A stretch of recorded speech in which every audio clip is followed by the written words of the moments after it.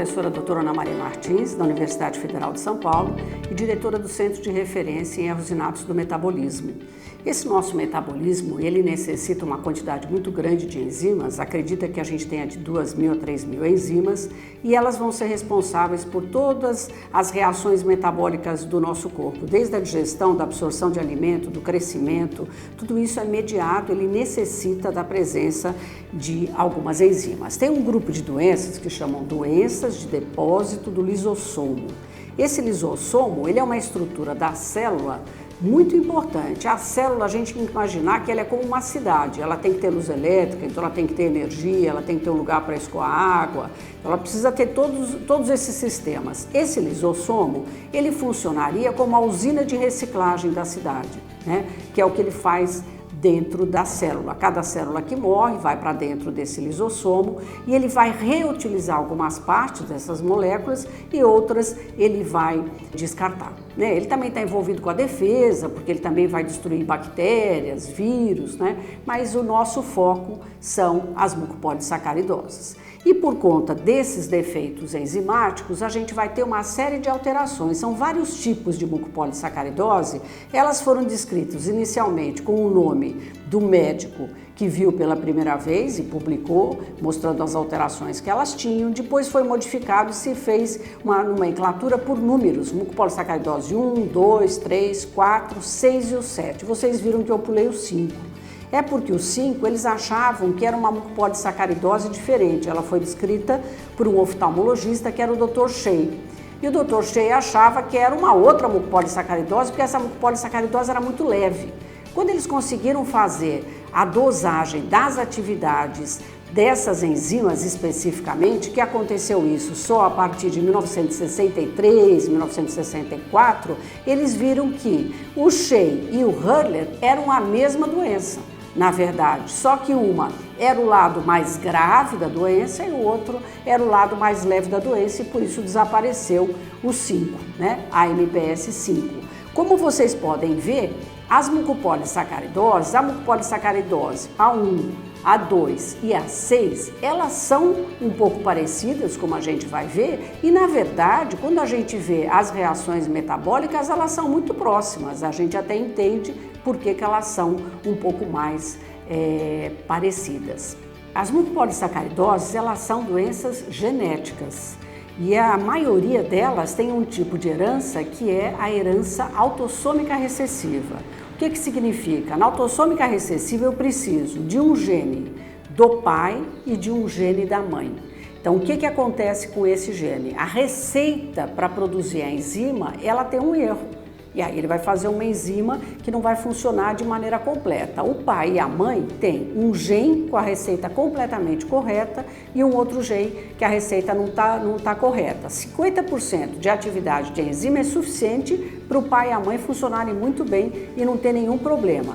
Mas quando eles vão fazer um filho, vai ter uma chance em 4 de um filho receber só os 2 genes que não têm a receita correta. E aí, desta forma, aparece a doença. Isso acontece na maioria das mucopolissacaridoses. A outra forma de herança, como vocês estão vendo agora, é a herança da mucopolissacaridose do tipo 2, que é uma herança que a gente chama herança ligada ao X. Porque o gene que tem a receita para produzir a enzima da mucopolissacaridose do tipo 2, ela está no cromossoma X. Então, como vocês podem ver, a mãe tem 2X. Um X tem a receita correta e o outro X a receita dessa enzima está errada. A chance dela passar para os filhos e para as filhas é de 50%. Os filhos vão ser afetados, e a maioria das vezes a filha não vai ser afetada, mas ela pode ter filhos e também passar para as filhas essa mesma alteração. Quando a gente tem um homem, né, com mucopolissacaridose do tipo 2, com aquela forma atenuada, né, que é um indivíduo que tem uma inteligência normal, ele pode se casar, ele pode ter filhos, e aí o que vai acontecer? O X, o pai dá para as filhas, e o Y ele dá para os meninos. Então, o que vai acontecer é que o homem portador de mucopolissacaridose do tipo 2, ele vai dar o X para todas as filhas dele. Então, todas as filhas carregarão o gene que tem a receita errada para a enzima da mucopolissacaridose do tipo 2. Essas doenças, elas foram classificadas por uma alteração que é a alteração do cognitivo, a alteração da inteligência, em forma grave e forma atenuada. Então, essa classificação, ela só visa dizer para nós que na forma grave eu tenho comprometimento do cognitivo, da inteligência, e na forma atenuada não. Então, a forma grave, como eu tenho comprometimento da inteligência, eu sei que a deficiência da enzima é menor do que 1%, quer dizer, uma deficiência mais importante. Então, a doença, de maneira geral, as manifestações vão ser de uma maneira mais importante, de uma situação mais grave, porque ela tem menos atividade da enzima. Naquelas que a atividade é maior que 1%, isso é suficiente para que não exista o comprometimento do cognitivo, da inteligência. Quem que pode ter essa forma grave? Seria a mucopolissacaridose do tipo 1, que é a forma Hurler, né, que é o quadro mais grave dessa doença. A mucopolissacaridose do tipo 2, 75% tem comprometimento do cognitivo e tem um quadro degenerativo. A mucopolissacaridose tipo 7, que também pode ter um quadro grave com comprometimento mental. As mucopolissacaridoses que são da forma atenuada, eles não têm o comprometimento da inteligência, do cognitivo, mas eles também podem ter comprometimentos graves, como ter um comprometimento ocular que leva à cegueira, ou ter uma manifestação cardíaca muito importante. Vai variar a velocidade em que o depósito acontece, em determinados tecidos, e aí vai ser menos ou mais grave, e isto é variável. Quando a gente olha essas imagens de alguns pacientes com mucopolissacaridose do tipo 1, a gente vê que o grupo de cima do slide são as formas graves. Então, são crianças que têm uma cabeça com um tamanho maior, é uma cabeça que ela cresce para trás, então a gente vai ter um tamanho de crânio maior, a gente vai ter lábios que são um pouco como se eles estivessem inchados, né? Como se eles estivessem infiltrados. Essa pele do corpo deles, ela também parece infiltrada. Quando você toca o braço de uma criança como essa, ou a face, ela é endurecida, porque esse depósito ele se faz também nessa região, no tecido celular subcutâneo. Todas as alterações, as limitações articulares, todas as alterações, elas vão ser mais pronunciadas nesse grupo de pacientes com doença grave, além deles terem um comprometimento cognitivo. O grupo que está abaixo é aquele paciente que tem a forma atenuada. E como vocês podem ver, a gente olhando para esses pacientes não nos chama tanto a atenção as alterações que eles têm. São alterações mais discretas, em geral, mais concentradas nas mãos. Então vão ter algumas limitações, alguns dedos com algumas contrações, alguma dificuldade de mobilidade, mas não tão importante quanto a gente vê na forma grave. No tipo 2, a gente vê também que os de cima do slide, eles também são pacientes com a forma grave, né? E aparentemente já são pacientes que a gente olhando, a gente percebe que eles têm comprometimento da inteligência. E os de baixo, embora a gente tenha esse paciente adulto que tem uma característica mais significativa da doença, em termos de depósito na região facial, ele tem uma inteligência normal, ele tem um emprego, é um rapaz independente, né? Quer dizer, ele é uma forma atenuada, ele não tem comprometimento da inteligência, assim como as outras crianças, estes gêmeos e o outro menino que aparece nessa foto. A mucopolissacaridose do tipo 4 também não tem comprometimento cognitivo.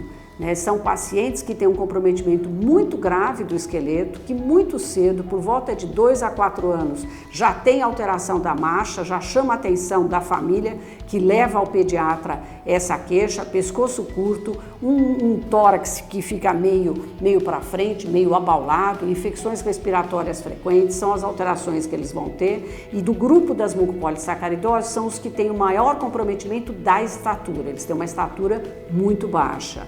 A mucopolissacaridose do tipo 6 também não tem comprometimento cognitivo, vai ter mais ou menos as alterações que a gente já viu em termos de infiltração facial, limitação articular, eles não conseguem esticar completamente nem o braço e nem as pernas, né, os joelhos, e eles também não conseguem esticar completamente os dedos das mãos. Eles têm algumas limitações, às vezes até uma mão que a gente chama mão em garra, que é quando ele tem essa limitação fixa pela alteração que acontece com o tempo.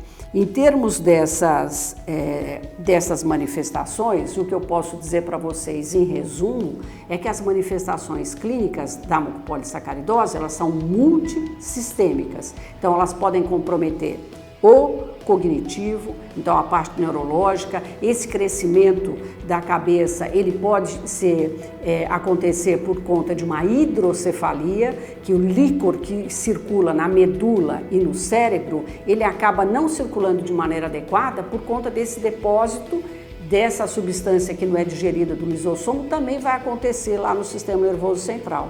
Então acaba não rodando direito, ele acaba fazendo uma hidrocefalia.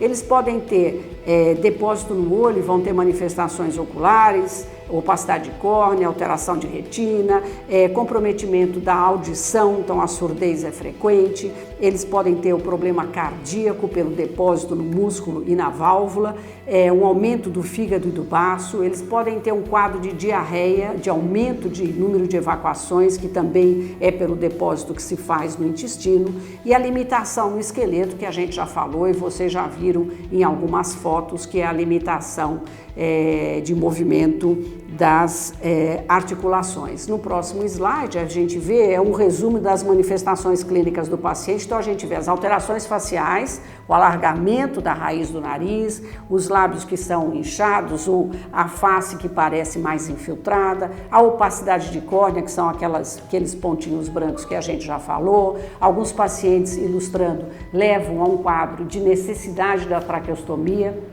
por conta da dificuldade respiratória, porque o depósito ocorre também dentro da faringe, né, desses órgãos que levam o ar aos pulmões, e a gente vai ter uma alteração importante aí. As alterações esqueléticas, como da coluna, como dos ossos das mãos, a imagem das mãos, que ficam essa mão que ela é mais retraída realmente como uma mão em garra. Então, essas são as manifestações principais, né, que a gente vai ver nas mucopolissacaridoses, com algumas diferenças, né? Alguns tipos têm as suas peculiaridades, né? Como o tipo 3, que é um tipo que ele tem mais um quadro, não tão multissistêmico, um pouco mais discreto, mas um quadro neurodegenerativo muito importante, que começa por volta de 1 ano e meio, 2 anos. Essas são as informações que a gente gostaria de passar das manifestações clínicas das mucopolissacaridoses.